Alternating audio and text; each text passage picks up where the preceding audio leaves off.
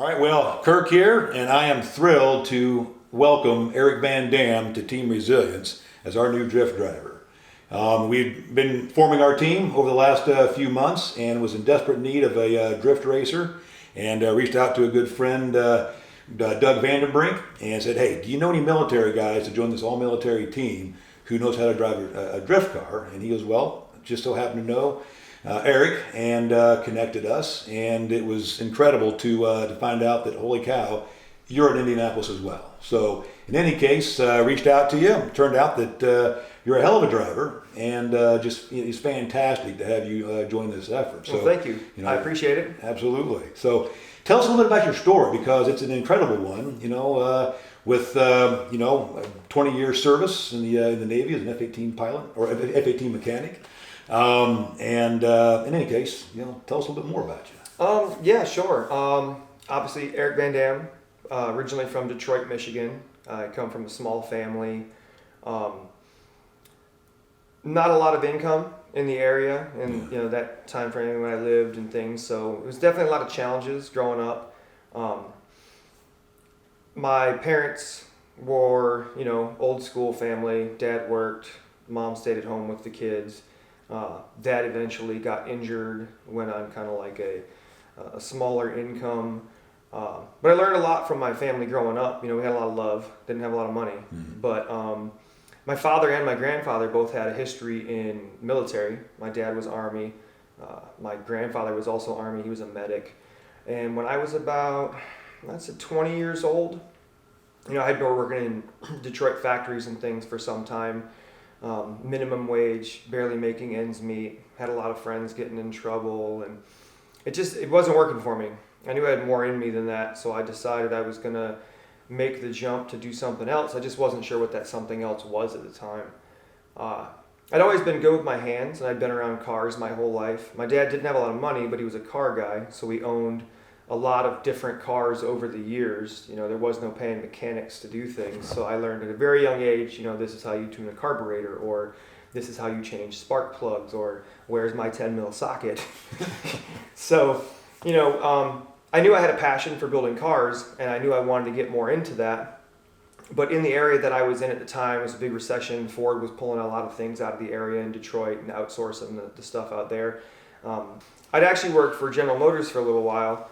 About a year, building harnesses for rearview mirrors. It was just, pull lines of wire out, tape them together, bundle them. It wasn't the life I wanted to be living. So with the fact that I was pretty good with my hands and pretty confident behind a wrench, I decided, why not go work on airplanes? But I didn't have the structure, the schooling for that. My grandfather recommended, actually, look, you come from a background of Army members, but shooting guns isn't necessarily going to pay well if you decide to give up the career, 3 to 4 years. Why don't you go work on fighter planes? So I talked to a few different recruiters and things, and I went into the Navy office, actually. And when I went in, they had a Blue Angels poster hanging up on the wall of the Blue Angels in formation. And he asked me, what do you want to do? I said, I want to work on those. And I pointed at the Blue Angel poster up on his wall. And we just kind of took it from there. I went and I took the testing and stuff like that, joined the Navy, went to boot camp 1999, and then I was stationed in Virginia Beach, Virginia, my first fighter squadron, and I kind of started the dream.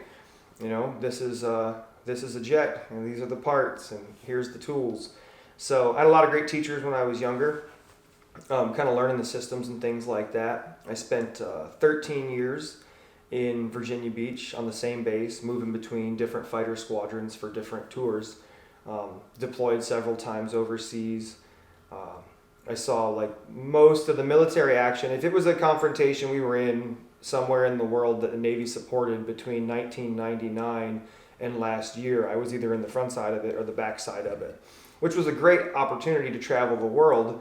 I made really good money, and I could start to invest a little bit more into the hobby side of things, into the race cars and things. I actually got my first start in drifting in 2003. In 2003, I had bought a Nissan 350Z. They had just rolled off the production line, back ordered for 3 months. It was actually the first car sponsored by Recaro North America for the 350Zs. I had just gotten their new seats put in and stuff. I was really big into the show scene at the time, Nopi, hot import nights. So I did a lot of traveling, doing the car scene stuff, but I used to hang out at the old import building shops, and I would see these old option DVDs from Japan. And I'd buy them for, $10 or $20, whatever, and me and my friends would study them, and we'd see all the old drifting. We're like, oh, this is it. We just have to take these cars out to an industrial parkway and throw it sideways. Like that's what drifting is, right? So we didn't have any teachers, nobody to look up to. It was just these old option DVDs. So we tried that a few times, and I ended up putting my super nice 350Z into a curb, breaking a $600 rim. It was on back order for like 3 months. So that was my very short stint in drifting in the beginning. Then I went back to doing the car shows and the stuff like that. But I was still interested in autocross.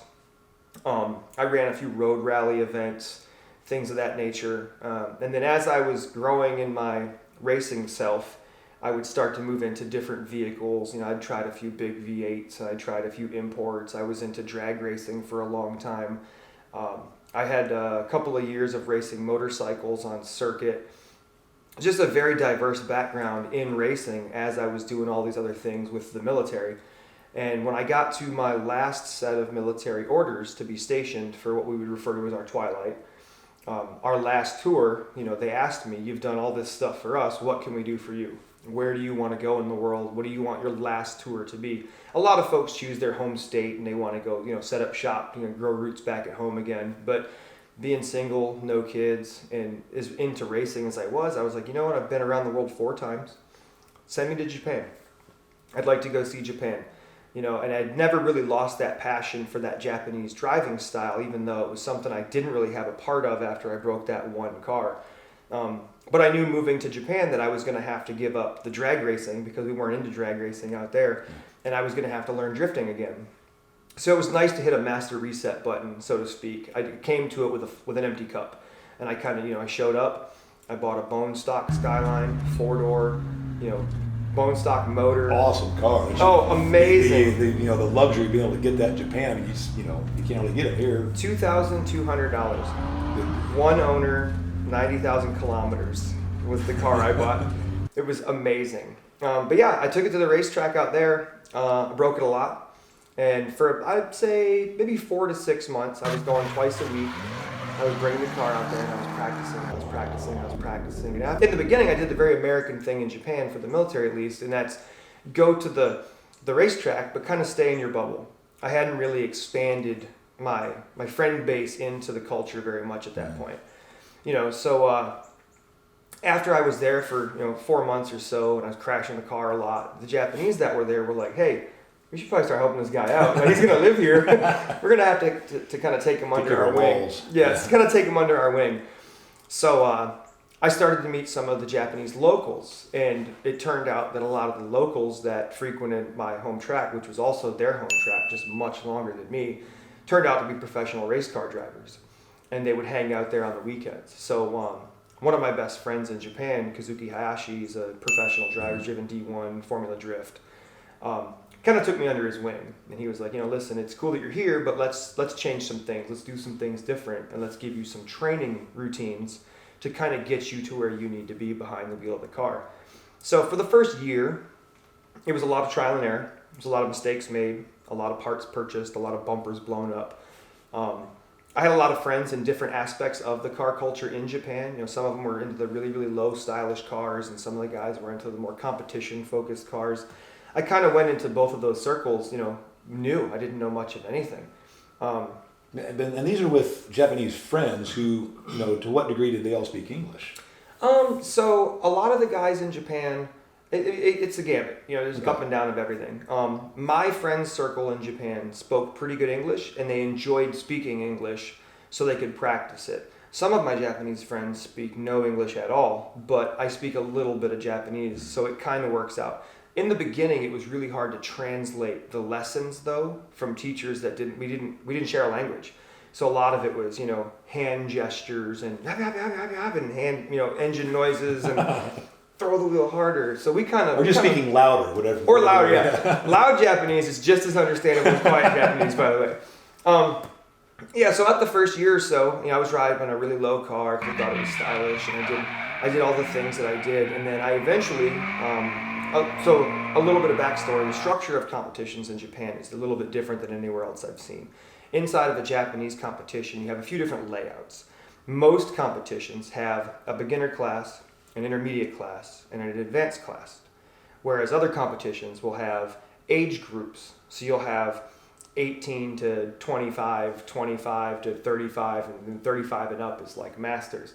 And I'm an older guy. I just turned 41 this year. So I would start going into these competition things because my best friend was heavily involved in the competition racing. We had a training regiment where I was training 2 to 4 days a week at the racetrack, at least a couple days a month with Kazuki. And I started to kind of get my car legs, if you will, underneath me. And he started telling me, hey, you need to go compete. Let's put you in a beginner competition, in Hiroshima. Let's go out there and see how that goes. So I went to my first beginner competition in Hiroshima, which was really the start of my drifting as a career move, and won the competition against like 30 other drivers inside the beginner's class. So, and then the way the structure works is once you win inside your class, you self-promote to the next class. So But you're the only American that's racing out there, is that? So in the beginning, when I first got to Japan, I had started a drift team of a few base people from the military base with me, and we kind of hung out together. There was 3 or 4 of us in the beginning. Okay. And then over time, it picked up a little bit more. And towards the end of my 4 years in Japan, there was a lot more base people, like from the military base, that were into the competition drifting stuff. But sort of along the way, people transfer. It's the military. Sure. So the beginning of the team left, and then it was me, and then more team would be built from there. The last 2 years that I was in Japan, I spent a lot of it track instructing, teaching drifting fundamentals to brand new drivers and people that wanted to compete. And that was something that Kazuki kind of charged me with, was like, listen, we've worked with you all these years to get you where you are. Now we want to see, you bring other people into the fold and teach them our Yamaguchi style of driving and our Yamaguchi way, which is in part a driving style. If people see me talk about Yamaguchi style, it's my team name. They make the misrepresentation with the name and me that I am Yamaguchi style. Yamaguchi style is a driving style of the Yamaguchi region, prefecture of Japan, and it's a mentality. It's the brotherly conduct between drivers you know and don't know to help each other grow and to learn from someone and to teach someone. So that's the thing you'll see on some of my cars, the Yamaguchi style stickers and things. And I think you told me a story where you were out performing and somebody said that was very representative, or they could tell Definitely it was from that area. So that story was, I was competing in intermediate class at the time. I had a Nissan Silvia S15. It was pretty stock, had good suspension on it, a little bit of steering, nothing crazy, factory turbo. And at this point, once I made it into intermediate class, I had moved up to competing within my region, and then we would travel. We would do road competitions where myself and Japanese friends would get together and we would go do competitions 6 hours from home in different regions. So I was at Tokushima. It's about 6 hours south from where I lived in Yamaguchi Prefecture. I was in Iwakuni, Japan, which is 30 minutes south of Hiroshima. All Yamaguchi Prefecture where I'm at. But we would travel south. So we went 6 hours south. We were at a road competition, a track I had never been to. I entered into the competition there, intermediate level, like I said, and then I went out for my first practice runs. And when I went out for my first practice runs, I just ran the track like I assumed we should run the track, because I had been drifting only at my home course up until that point. So after my first practice session, I came back in, I pitted, and then I went over to where like the viewing area and the judges were at. And I'll never forget it. It was Semi Tanaka, which is one of the drivers for D-Max Japan. He came to me in the pits and was like, "Excuse me, I have a question."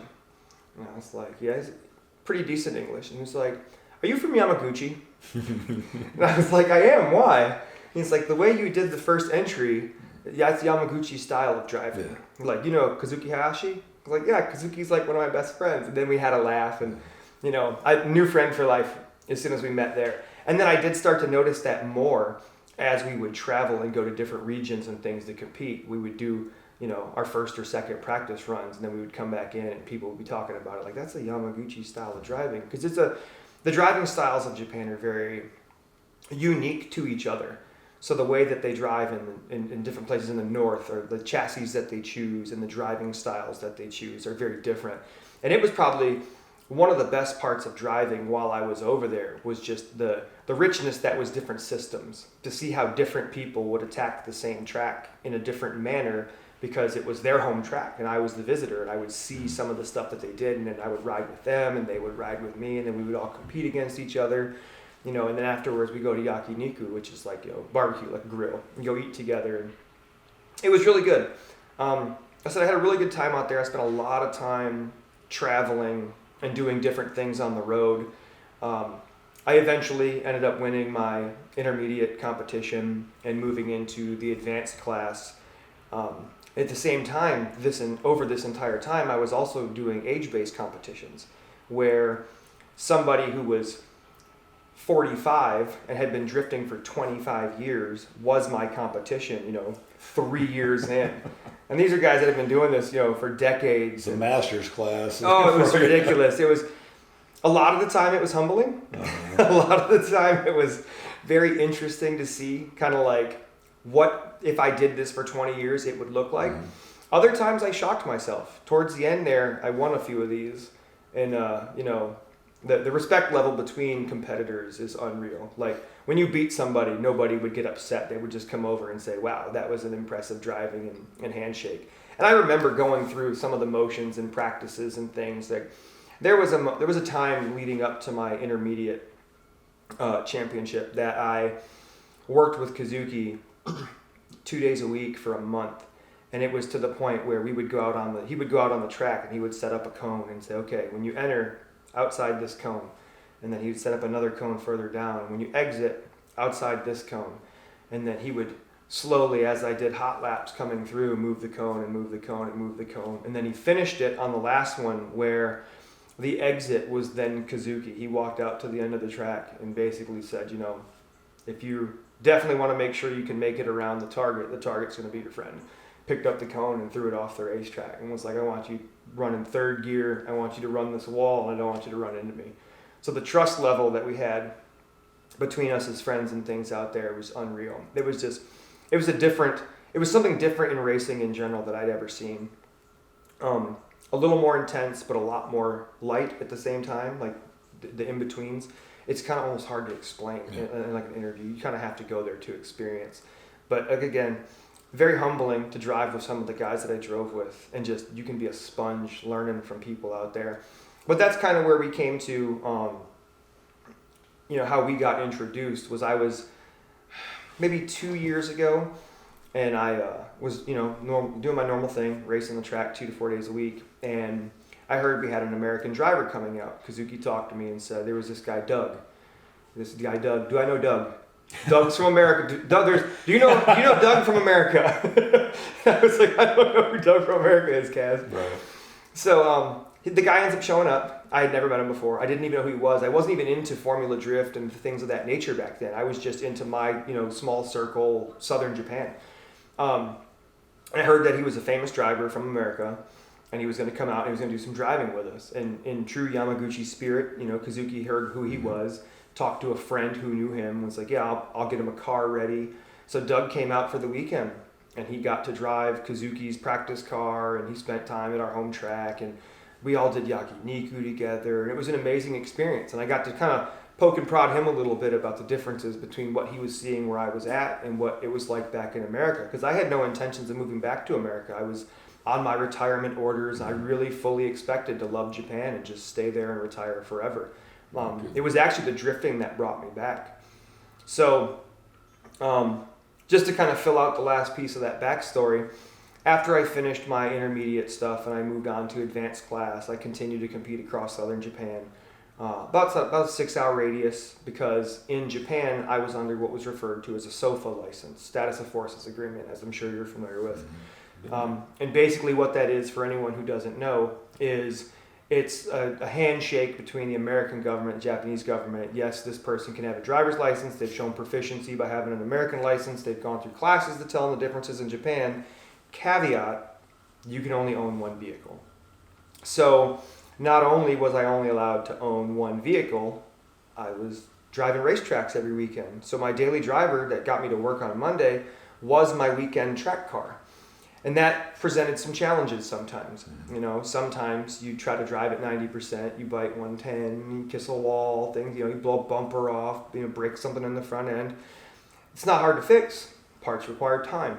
You don't always have a ton of time, you gotta go to work on Monday. So there was times I had to borrow cars from friends or, kind of make things happen. And when I was doing my intermediate driving out there, we were getting to the point in my training where we were like, hey, you need to do a regional.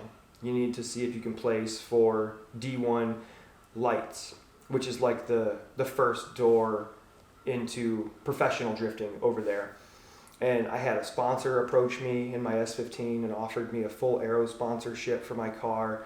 And at the time I had to decline because, some of these competitions and things are in Tokyo, 14 hours from home, and a car I have to drive to work on Monday.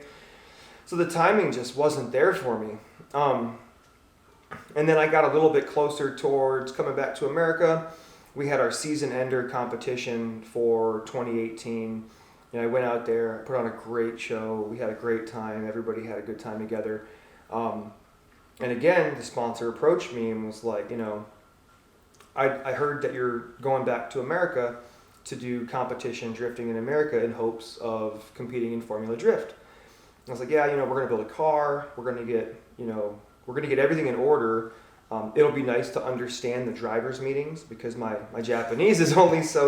You're the only American in those top meetings. Almost every road competition I went to, I'd be the only American there. So I would go to these competitions and they would talk for 30 or 45 minutes, and they would, I speak some Japanese. I'd probably pick up a quarter of it, but people by this point had known me from the competition scene. So they would get done with these competition drivers meetings and they would look in the back where I would be standing and they would say, Eric, okay. Maybe. I started a rolling thumb. I would just tell them, okay. And everyone would laugh and then we'd all go drive. And I'd put a few laps in and I'd come back in and I'd talk to the judges like, is that what you want? Do you want me to change something? Like, where do you want me on the track? So, but yeah, our season ender, I went out there and the sponsor again approached me and was like, hey, look, we'd like to sponsor you full aero, full wheels. We want to get you up and going in America to get you set up with the best possible, program that we can. My aero sponsor worked together with me to build the aero kit for my car that's on it now, we're working on installing. It's the only kit in America. It's the only one here. And it was produced by the specs that I had asked him to do to fit what I was doing here, and then that's going to become his production kit for sale. So to say that I'm humbled and blessed is an understatement. We've got so many people had signed on to our program before I'd even gotten here. We had Joe Brown out of Texas for the engine package, driftknuckles.com for the steering on the car. These were all longtime friends and people I had been using their products and things while I was in Japan. And as soon as they heard I was coming back to America, they were like, we want to get you rolling out here. So handshakes were made. The season progression started to move towards America. And then a shocker to me was that last competition that I ran for the year. I thought we were done. I didn't win the overall event for the day. I placed really well. I didn't win the overall event for the day. But afterwards, they kind of pulled everybody in and made a big announcement. And it was the first time they had ever announced a driver of the year for Hadashi Tengoku, which is my home track out there. And the first driver of the year to ever be announced for the entire season was me. Wow. And I was floored, almost in grown man tears. Yeah. Like it was unreal. Like Absolutely. There was flower bouquets and tires and plaques and as the only American in that that sector, that was hell of an accomplishment. It was unreal. I'm still to this day, I can't believe that it was a real thing. It was a nice confidence boost to bring to America with me. But it was unreal. And then afterwards, we had a big celebration dinner, and we were all there. And I talked to so many of the Southern Japanese professional drivers were there. You know, they kind of pulled me aside and they were like, listen, man, you're going to America and we want you to display Yamaguchi style of driving with pride. Like, please, if you want to use my shop colors to paint your car, make that your color. You know, if you want to put the banners on the car, like we want to look on the TV later and see you in Formula Drift, you know, representing the thing that we taught you and grew together. And it was an interesting process. A bunch of people I'll never forget, their family forever. I mean, Kazuki himself told me, if you ever want to come to Yamaguchi to compete, just message me, call me, I'll have you a car ready. You come out, fly out for the competition and go back to America. They just, you know, they're family. Like those people, like I said, I don't have any surviving family myself. Like my team and my Japanese friends, you know, those are the people to me that I consider my family.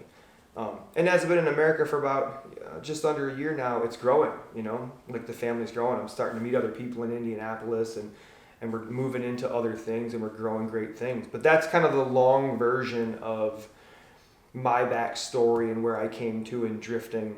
So you finished up there in Japan, and again, with such an accomplishment, you hadn't done any true drifting except for the 4 years you were there, and you went from 0 to driver of the year at your home track. I mean, that's incredible. It sounds so much more crazy when you say it out loud. Yeah. The thing that you're not incorrect. I did go from never really having drifted to driver of the year in 4 years. But when I think about the drivers that are in Japan, I was such a small fish. Like there was so many amazing drivers out there that I still to this day learn from. I still see clips on my Facebook feed of buddies out there doing a thing or in-car videos, and I'm like, you sneaky dude, I didn't catch you doing that when we were facing each other. You know, one of the things that I loved about my time out there is that professional drivers are only professional drivers at professional driving events. All the rest of the time, they're just dudes at the track. You know, they want to get in and help you learn. So I'm super passionate about it, and you're going to hear me say this a lot, beyond blessed to have had the experience that I did, to have made the friends that I did. And we've accomplished so much through the driving out there, but we have so much to go here. You know, there's so many more avenues and things I want to explore inside the drifting industry here in America. You know, we didn't really skip any beats. We went straight from Japan. Some of my military team members from my drift team had already moved back to America. We started preparing cars for America, so now I have 2 chassis here.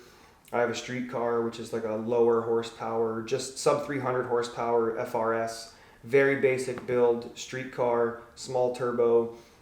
It's my personal belief that if you can't drive a slow car fast, you can't drive a fast car fast, and you learn more when the mistakes, you pay for more with a slow car mistake because you don't have power and a bunch of angle to fix that mistake, or at least mask fixing that mistake. I originally got here, I decided I was going to make the switch over to left-hand drive vehicles, which was super foreign to me in a drifting aspect. We built a chassis, put a ton of grip in it, not a lot of power, trying to kind of stay true to my lower power is better. And then I was constantly fighting the car and trying to take grip out of the car. So we decided over the last season, now over the winter, to completely tear the thing down, to rebuild it. I pulled the American LS V8 out of it, built a 2JZ in my garage with help from sponsors and things. The car will probably see 700 plus horsepower on full boost. My plan is to only run it around 500 where it needs to be. I don't see a reason to super overshoot the moon. What kind of boost will it take for your 700? It's going to depend on the turbo I choose. Okay. It's going to depend. I'm sort of leaning towards a 3582R right now, but we're almost to the point when we get the assembly together. Right now, the chassis at fabrication, full tube front, full tube rear firewall, G-Force GSR 4-speed NASCAR gearbox, Winner's quick change rear end. Like, it's a serious professional car that we've put together. But I mean, it's why I'm here. Like, I didn't move to America just to mess around, you know? So, and I owe it. I owe it to my teachers. I owe it to Kazuki Hayashi and Melo-san and Yohei and all the guys I knew out in Japan. You know, Iwai-san, there's so many I could name. I owe it to them to fully represent Yamaguchi in the essence of what Yamaguchi is, and that's on and off the track. So I want to show up full presence. One of the things I love about America and driving out here, and you have such a range of amazing drivers in America in the drifting aspect, but the build stuff here is insanity. Like the builds are NASCAR this, and everything is professional, like quick change rear ends. Like these are all things I didn't see in Japan until after I left. And even then it was only on the top tier race cars. In America, it's almost commonplace now to see these wild builds going together. And while I have enjoyed putting it together and doing a lot of it with my own hands, everything outside of the cage work so far, and the body fabrication I've done mostly in my garage. Outside of that though, like all of this stuff is new for me. Is huge horsepower cars and huge angle. The driving style itself is different out here. It's, I don't know, it's all new challenges for me, but it's all stuff that I want to represent, those guys for bringing me to where I am. Because I credit, Yamaguchi style as a team, like I said, but I am not Yamaguchi style. I'm an ambassador for what Yamaguchi style is at best. Again, it's a very humbling situation to be in, but I look forward to the opportunity to do that here. And I think another avenue that I have in America to kind of demonstrate some of my driving style and my driving background is through the show we're working with, the Human Baton. So it worked out really nice for us that we were in the same city and we had, those opportunities to know the right friends and the right people and kind of, meet up. Because, you and I hit it off immediately. Like it was one conversation in and I was already like, yeah, I like this guy. I like what he represents. I like what he's doing. And I mean, even your work outside of Human Baton, like you have a great thing going on out here, So I'm excited to be able to be involved in the different stuff that you're working on. Absolutely. Well, again, just so excited to have you close, accessible, willing to join the team to do some cool things out there, and you're a badass driver. So, we're going to go out there and hopefully crush this thing. Or crush something. Hopefully it's not more back bumpers. But it's fantastic, and can't wait to start prepping for things and getting the race season underway. Yeah, definitely, for sure. I appreciate you having me out. Thank you.